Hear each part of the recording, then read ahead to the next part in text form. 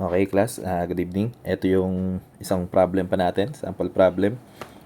Determine the moment capacity of the 250 by 450 mm rectangular beam. Compressive strength of concrete is equal to 33 megapascal with reinforcing bar of 5 16 mm diameter bars. Yield stress ng bakal natin, 275 megapascal, and the actual strain of the tension bar. So, itong portion na to, mag-iingat dahil part ito ng problem. So, ang pinapahanap sa atin ay yung moment capacity ng beam. So, ibig sabihin, analysis kasi nakabigay yung beam properties. Ang pinapahanap sa atin ay moment capacity. So, analysis na lang ito. Next, yung actual strain ng tension bar. So, i-workout natin mamaya. So, ang pinapahanap ay MU. Tapos, yung strain ng tension bars. Effective depth daw is 390 millimeters. So, gawin natin solution natin. Summation forces, horizontal, is equal to 0, 0.85. F prime C natin ay 33. AAB natin, yung A ang hinahanap. Tapos, yung base naman natin ay 250. Equals, yung AS natin, AS ay equal sa 5 multiplied by pi over 4 times 16 squared. So, area ng isang bakal, 5 yung bakal natin. So, pi over 4 times 16 squared times 5. 320 pi. So, 320 pi. By the way, tulad sa last video, ang assumption natin, ang mas madaling assumption, assume steel will yield. So, i-assume muna natin na mag-yield yung bakal. Then, kapag na-prove natin na nag-yield, okay. Kung hindi, palitan lang natin assumption. 320 pi. Since nag-yield yung bakal, so ipapalit natin dito yung 275, yung yield stress. So, yung A natin ay mako-compute na 320 pi times 275 divided by 0.85 times 33 times 250, 39.4239 millimeters. So, yung C naman natin. So, since may relationship ulit si A, tsaka si C, si beta factor. So, kuhanin na natin si beta factor. Mapapansin dito na si F prime C natin ay 33 megapascal, so greater than 28. Ibig sabihin, si beta factor ay hindi automatic na 0.85. So, kumpitin natin si beta factor. Si beta factor ay equal sa 0.85 minus 0.05 divided by 7 multiplied by 33 minus 28. So, si beta factor natin ay equal sa 0.85 minus 0.05 over 7 times 33 minus 28. So, si beta factor natin ay 0.81428. So, 8143 ito. So, C natin, 39.4239 divided by 0.8143. 48.4145 millimeters.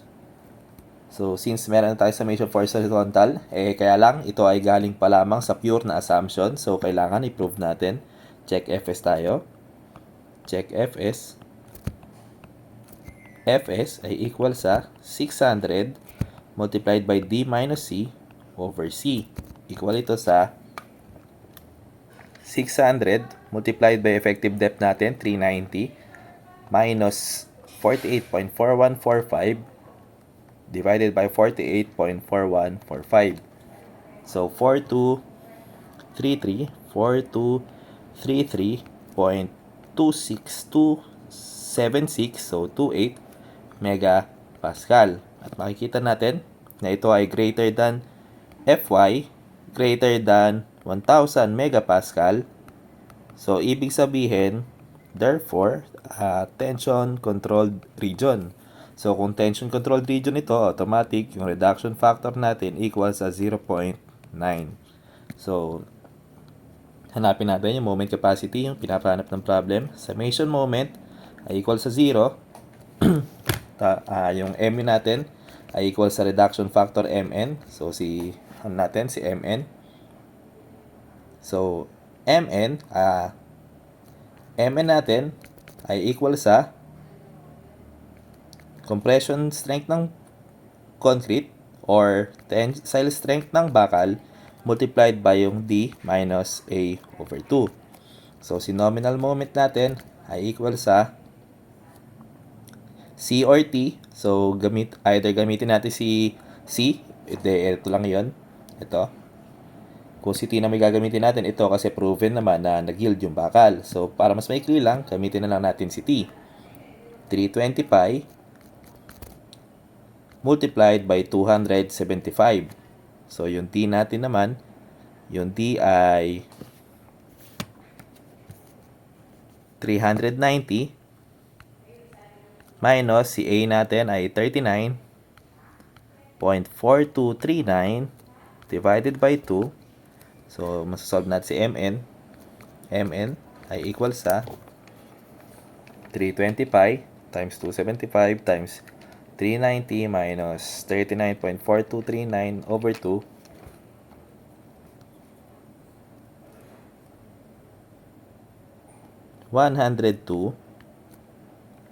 .3699 kilonewton meter.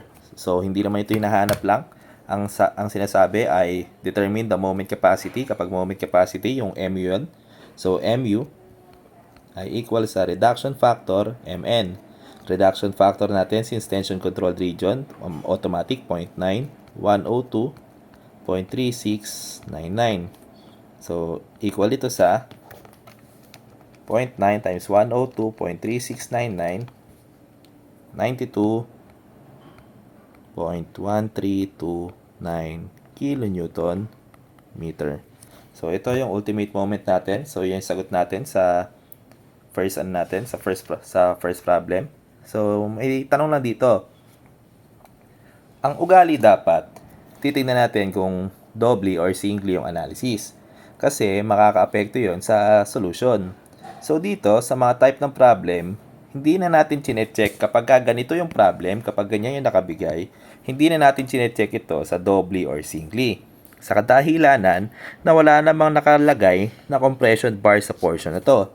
So, malabo na mag-doubly ito kasi if ever man na yung AS natin ay greater than AS max, so magdo-doubly ka nun.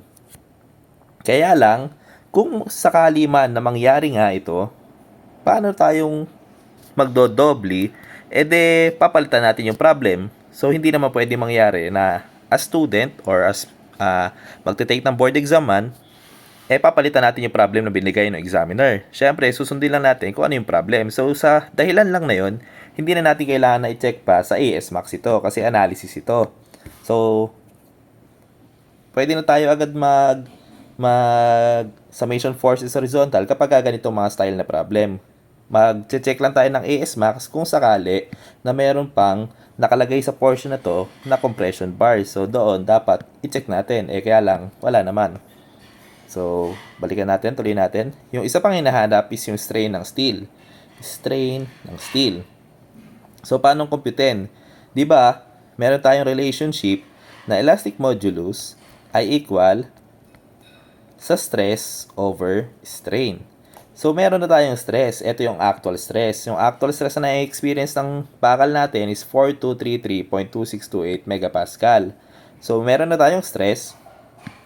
Ang pinapahanap si strain, steel naman ito. Di ba, ang elastic modulus ng steel ay equal sa 200,000 megapascal. So, yung strain ng steel natin ay equal sa 4233.2628 divided by 200,000 megapascal pareho. So, mag-unitless ito. 4233.2628 divided by 200,000. So, ang actual strain na na-experience natin ay 0.021166. So, unitless ito.